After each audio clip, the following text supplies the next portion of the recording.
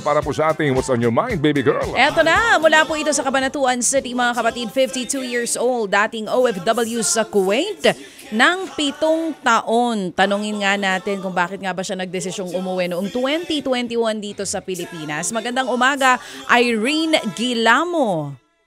Morning po, Ma'am DG Chacha, idol, and Sir Ted Pilon, my idol also. Oh, good morning naman sa iyo, Irene. Talaga namang ang energy, hindi matatawaran. Ate Irene, ikaw nga ay naging domestic helper sa Kuwait for 7 years, pero nag-decide ka umuwi noong 2021. Anong dahilan? Patanda na po ako and nagkaroon po ako ng breast abscess dito sa right side. Ano po ulit? Breast cancer? Abscess po, ma'am. Breast abscess po. Okay po, sa may right side po ng inyo pong dibdib. Breast po.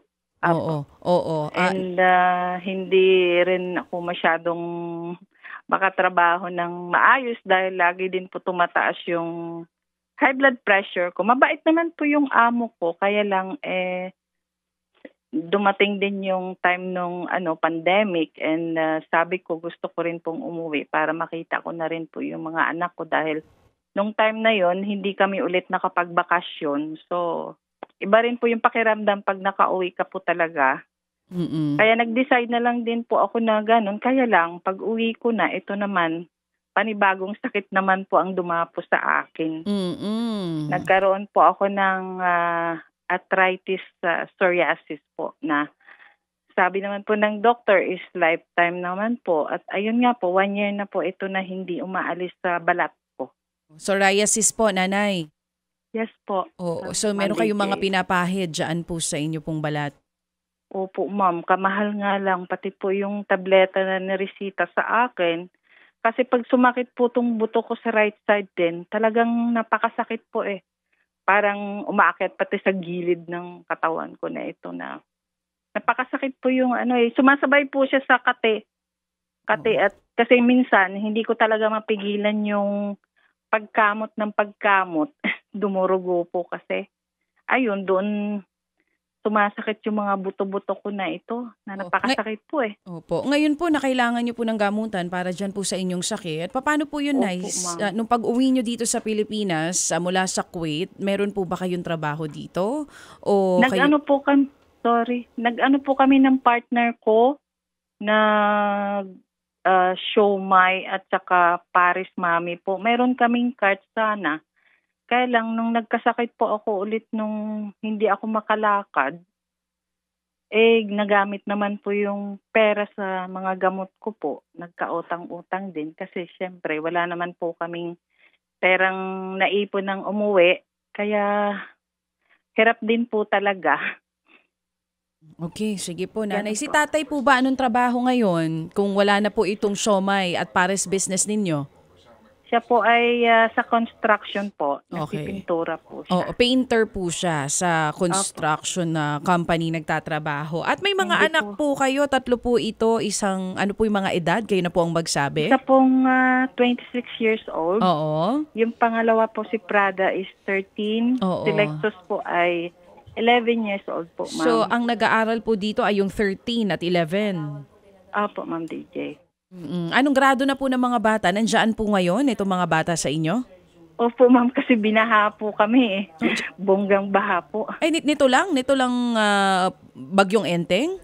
Opo, ma'am. Pangalawa na po ito, yung Karina at saka Inting po. Ito, naglilimas pa rin. Oo, so nandiyan Mga kayo sa gamit bahay, namin. pero binabaha, walang pasok ang mga bata dahil sa bagyo. Ito po mga bata, ano na ang grado itong 13 at 11? Ang 13 po ay grade 8 na. And yung 11 po ay grade 6 na po. Oh, itong 26 years old nanay, ano pong trabaho? At nasa sa inyo pa rin po ba ito o may sarili ng pamilya? May pamilya na po siya, ma'am. And doon po siya sa Bulacan. Tapos call center po siya. Oo. So, paano po yun, Nay? Kung si tatay lang ang tanging yung inaasahan para dun sa mga pangangailangan nyo sa gamot, maging dito sa pag-aaral nitong 2 bata? Opo. Minsan nung una kong gamutan dahil walang-wala kami, tinulungan po ako ng mga batchmate ko sa Barotac, Nuevo Iloilo. Thank you so much po. Oo, may mga sa kaibigan kanila. po kayo na tumulong sa inyo. At saka sa best friend ko na isa na nasa Ireland na Oo. hindi po nakakalimot sa akin magpadala minsan ng pera para pag yung natitrigger po ako ng karamdaman ko na ito. So, Oo, sige po. maraming salamat po sa kanila. Meron pa rin mabubuting tao sa paligid ninyo. Ito po mga kaibigan ninyo, batchmates nyo nga po, sabi Opo, ninyo. ma'am, kasi mahirap po talaga yung psoriasis eh. Hindi mo, pag na-stress ako sa sa ganitong baha, yung nalulungkot ka. Tumasabay po pala yun pag nag-iisip ka. Then, bigla, nangangati ka lang po. Tapos bigla minsan lalabas yung parang mga bukol-bukol sa ulo ko. Sa likod, parang nana siya. Pero sabi naman ng doktor, normal daw yun. Pero pag hindi ko daw kaya, magpa-AR daw po ako kasi baka daw atakihin ako sa puso. Pag masakit po. Ganun po yung ng psoriasis ko minsan Makate. Pag sa ulo po kasi mahirap humiga. Pag sa likod naman ganun. Pag yung kati-kati lang, okay lang sana. So halos buong katawan nyo po meron na rin ito. Pero sige, Nanay Irene, bago po natin pag-usapan ito pong kwentong buhay ninyo, kayo po ba ay sa radyo o sa TV po na nanonood? Nakatutok sa programa? Ay, sa TV po, Ma'am DJ. Sa 1PH po 1PH ito? po. Opo. Gano'n na po kayo katagal nanonood sa amin? December 2021 po. Matagal-tagal na rin po, Nanay Irene. Opo, lalo nung hindi po ako makalakad, nakahiga lang po ako, nanonood po ako sa inyo ni Sir Ted. Bakit? Minsan nasasabay din po ako sa high blood, ganun po. Okay. Yung po dahilan kung ba't di kayo makalakad, Nanay? Hindi po, Ma'am DJ. Hindi, sa mga balita po. High blood. Pero puro naman katotohanan. High blood sa balita. Oo. So talagang halatang nakatutok si Nanay, mukhang updated sa mga happenings. Yes po, paborito ko po yung isa mong yung isa mo pong ginagawa po dyan.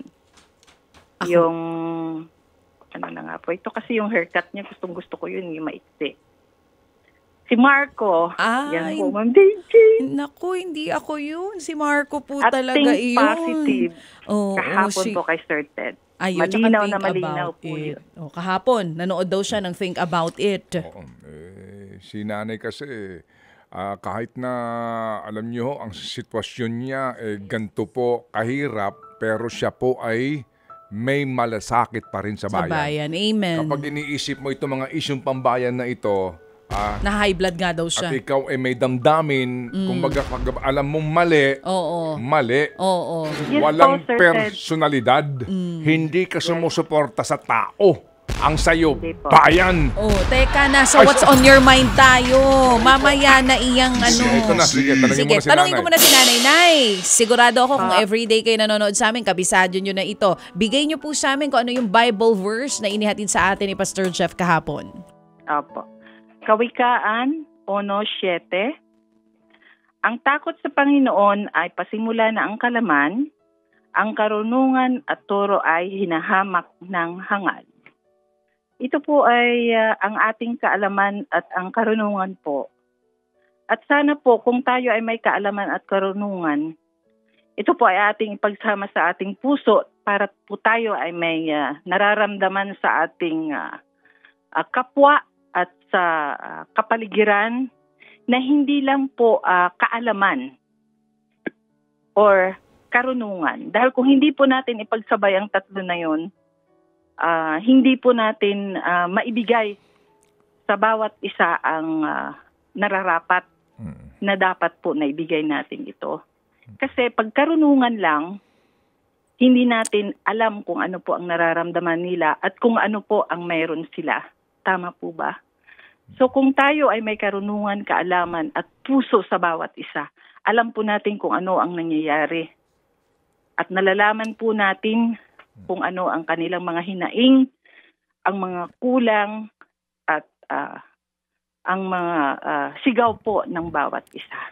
So kumbaga, Nanay Irene simply said, girl, hindi lang karunungan, kailangan mo ng compassion. Yun, Opo, hindi at lang takot po sa wisdom. Diyos po. Wisdom, compassion. And of course, binabanggit nga po ninyo na acknowledgement that there is God. Alright, sige. So ganito po, Nanay Irene. Kung kayo po naman po isuki ng aming programa, ito lang pong ating simulaan ng ating pong ugnayan. Meron po kayong tatanggapin na 2,000 piso. Okay? Galing po kay Happy Daddy, kay Happy Ninong na nakikinig din po sa ngayon sa atin. Saan niyo po balak itong gamitin? Ito po ay hatiin ko para po sa anak ko na si Prada. Hindi na po siya masyadong nakakakita po, sir, pagdating sa blackboard po sa school. Bakit? Kahit po dito sa TV, Bakit? mahina po yung eye vision niya po, sir. Anong cause niyan? Siguro po dahil di po ba noong lockdown po, di po ba ay lagi silang nasa cellphone po nung Ilan taon si Prada? 13 years old po, grade 8 po siya. Sandali lang. Mukhang napacheck na ba siya? Sa Hindi pa po, sir, kasi wala po akong extra na pera. Okay. Saan pinakamalapit diyan sa inyong lugar? Meron pong eye specialist? Doon po sa palengke, sir, meron din. 500 lang nakita ko po yun eh. Oh, Dito sa palengke. kasi diyan hindi lang po optometrist yan, ha? Ang kailangan diyan ay Eye expert talaga kailangan dyan. Ang tawag ka rito, yung talagang ophthalmologist. Ophthalmologist. No? Pag sa EO po kasi, sabi nila 2,000 po, mga ganun. Hindi, optometrist po yun, nanay. Optometrist yun, sa pagsusukat po ng grado sa mata. Pero yung pong pagsuri talaga dyan, ophthalmologist, no? Okay po. Okay, so meron siyang problema sa paningin. Okay, Opo, ganito. Sige, sir. ganito. Nanay, ganito, ha? Padala namin kay 2,000. Sabi ho ninyo para kay Prada muna. Pwede bang mag-scout lang po? Magdagdag po tayo ng 1,000 pa. 3,000 ho ngayon. Okay. Ay, salamat po. Salamat po. Maraming salamat po. Gusto lang ko namin makilala yan si Prada at malaman. Pa-check nyo lang po kung sakasakali. Kasi kung usapin lang po ng pagpapalagay ng pagbibigay po ng salamin sa mata, para po sa akin medyo madali po natin mairaos yun eh. Ang atin lang po yung talagang eksaminasyon, ano ba ang problema ng bata? Opo, sir. Meron ba kayong lahi po ng sa mata na lumalabo ng maaga? Wala naman po, sir. Po ito siya magaling po siya mag-sketching sa drawing po. And Okay. nasa school, nasa top naman po siya sa school. And yun nga ang complaint ni teacher niya nung grade 6 pa na hindi na, sabi niya sa akin, hindi na po nakakabasa si Prada pag malayo, pag malapitan na lang.